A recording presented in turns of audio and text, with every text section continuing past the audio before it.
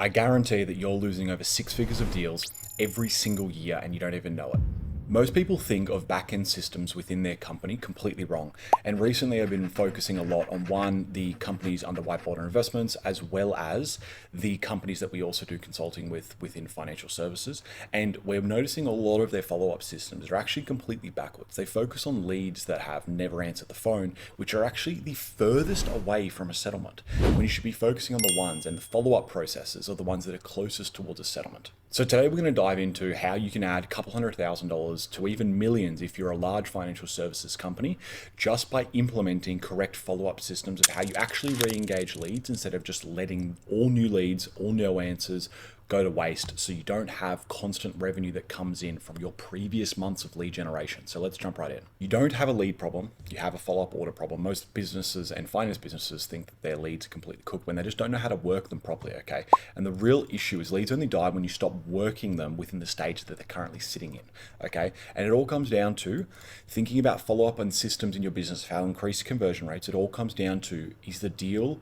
furthest from the cash or is it closer to the cash? So what I mean by this is every single lead in your CRM, applications being the closest, an approved application being the closest to it, basically getting cash for you, getting settlements. And then, for example, furthest from the cash is a new lead. They're the absolute furthest. So some are literally one decision away. Some need some reassurance, some need education, some just actually need to pick up the phone. Okay, so most people, they treat every single lead the same, new lead approved, same follow-up, and they do same follow-up for every single stage the person's in. Okay, so start where the money is the closest in your pipeline. And this isn't just for financial services business. This is every single business I ever see. Usually they're completely backwards. They go, how do we get all the leads that didn't answer?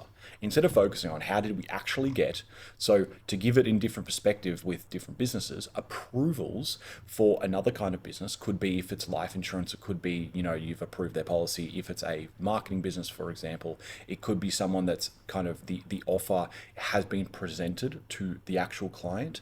Then applications, this is basically when someone has gone to a second call, meaning an application is someone that in finance has essentially given all their details and they're basically moving forward to whether they're going to be approved or declined. But for, say, a marketing company, the applications are going to be someone who has actually given all their details so that you can actually present an offer to them. Okay, so let's start with approvals. Okay, there's going to be some examples here, and approved does not mean closed, obviously, but they already qualify. You've already done the work. They've basically said yes, and then it's hesitation, timing, decision avoidance, etc. And usually these people just need more trust and also education around you and also what they're about to go into. So this is an example of one of the companies we work with uses. So this is a post-approval follow-up. So the reason it says 8 to 37 days is because an approval that doesn't close within 7 days moves directly to this follow-up process. Okay, one primary channel, so these are the high-level rules. One primary channel per touch, max 2 touches per week. Calls only when a decision is likely, meaning if they text you back telling you to, F off, just leave it. And then SMS equals decision nudges, so you're obviously giving them a little bit more information, checking up on them. And then email, permissionless presence. What permissionless presence means is that you are sending them some kind of education or some kind of follow-up that doesn't require kind of a response, and you're not asking them a question or anything like that. You're just sending them over something just as like a case study, for example. So week 2. Day 9 overall. So they get approved and it's 9 days later. Still active, territory, no answer, stop. So basically you call them. Day 12, light decision, ping without pressure.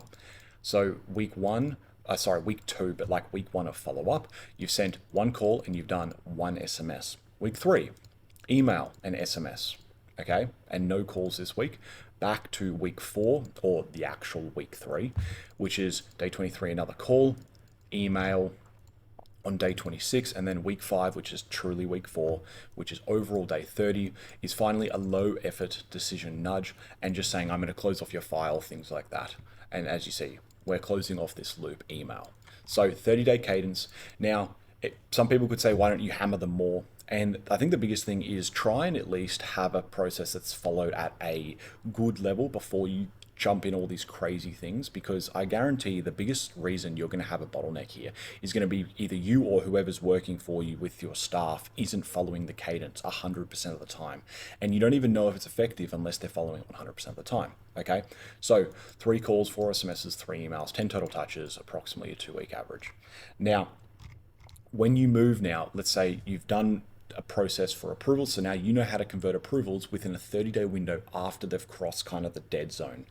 Now you go into applications. So they already started, but they didn't finish an application. Okay, so they've already started, but they didn't finish. So why they drop off? Either process felt too heavy, too confusing, or they just got overwhelmed. Okay, number one thing here, okay, is most people aren't using what I call, I didn't come up with this, but it's BamFam, book a meeting from a meeting. And this means that every single time you speak to a prospect and an application isn't completed, as well as any other stage in the process, you need to make sure to book a meeting from that meeting. So you get your calendars up and you basically make sure there's time available for both of you where you're sitting down next. And if they don't want to book that time, you know that there's an objection that you're not able to handle, and you need to then go into that, because if they're not booking a time, it means, you know, they've got a big issue with the process so far. So job here isn't to push harder, it's actually to remove friction, okay? Removing friction, as an example, could be sending them an SMS or an email saying, let's jump on a call and I'll quickly run you through the details, instead of you doing my online application. Never do an online application. You then reassure the process, so sending trust, anything like that, trust-based testimonials, case studies, etc., people who went through with it, and you need to make the next steps feel smaller. Now, what this means is, in an application, instead of asking for, pay slips, all these things in one, you just say, perfect, you can just send me, 3 different pay slips from just your employer, then we'll go on from there. And then this typically includes 2 stages of leads, okay? Incomplete applications. But you can also do resubmission candidates, people who actually got rejected, but it's not permanent, say a 2 or a 6 month 6 months wait with a different lender, or credit repair might be needed. And these aren't dead, they're just on countdown down from it, and you need proper system to follow up in place. Now, next is opportunities.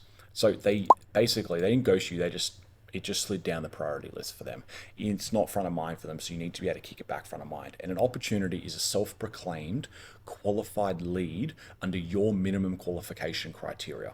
Okay, so this basically means if they say, for example, in mortgages that they earn $150,000 per year, and that's enough, and they want a $500,000 per loan, $500,000 loan, usually that meets the parameters of what you'd be able to get for, say, a first-time home buy or just a home purchase or something like that.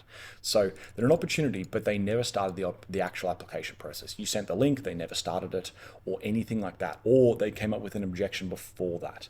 So then you move down. So they were contacted, a need was identified, a conversation happened, and then life happened, the urgency wore off, they didn't actually want it. So following up opportunities is so important. But let me quickly recap so you can really understand the point I'm trying to make here. Number 1, follow and go for approvals first. So approvals, again, in any type of business, is going to be someone who has already had a yes and they just need to sign the final docs, okay? Next is going to be applications, people who didn't give you every single bit of information you needed in order to present an offer to them or to get approved. Opportunities. These are people who never got to application, but they're people who are qualified under your business, okay? Then contacted but no opportunity. So this basically means you contacted them, but they never actually said anything. So they picked up once after a couple of questions, said not right now or maybe later. Then you follow up on these people. And basically this is where people either, give up completely or start chasing way too hard and go a bit too hard on them. So these need a lower pressure, permission-based educational follow-up system of a long period of time, because they were never really bought in, okay? And then these are basically the biggest ones that so many people really focus on, but it's actually the worst place to start. So many people, they go, oh, what are we going to do after someone doesn't answer, because we never even got a chance to present their offer. You think that your best clients are going to be someone who never picks up the phone after you send them 5 SMSs, 5 emails, and 5 calls over 5 days? It's not going to happen. So your best clients are going to respond, they're going to be respectful, they're going to be busy, of course, you're going to have to follow, you're really going to have to work the leads, but they're not going to be people who don't answer after, 15 dials, 10 dials, 15 touch points, okay? So real contact rate usually happens around, 5, 6, or 7. We say that in between dials, 7 dials minimum. I recommend 7 dials minimum over 3 days, and plus, 1 email and 1 SMS and 1 voicemail every second dial. And that means, you're only calling them twice per day. It's nothing crazy. But basically, you really find the true contact rate after 7 dials, okay? And that will, first of all, if you implement 7 dials, your contact rate's gonna go up. But don't focus on the no answers first, okay? Focus on them completely last. So if you have a big team, a lot of these tips are gonna unbelievably increase your revenue, especially when you have, 5, 10 people that are going on. So number one, approvals. Number 2, applications. Number 3, opportunities. Number 4, people who contacted but never got to the stage of being an opportunity and wanting to move forward with an application. And then number 5, no answers. And obviously number 6, new leads. So these people are the closest to the cash. These are the furthest. Okay. So make sure you swap the way you're actually thinking about it. And with applications and approvals, they're your number one. If there's nothing else you learn from this, it is straight away. I probably, like, no disrespect, but you probably don't have an application and an approval follow-up process. Go do that right now. You can copy this one. And it's not about having the most crazy one, okay? It's just about putting in the effort for when they cross 7 days that they're not dead. Because all they need to do is say yes and you make $3,000, $5,000, $10,000. So it is 100% worth this, okay? Hopefully you found that valuable. If you did, comment, like, subscribe, and make sure to put in one of the approval application processes, because I promise you within 6 months, you'll realize the difference and what you're actually losing based on the deals that you pick up. So have an amazing day.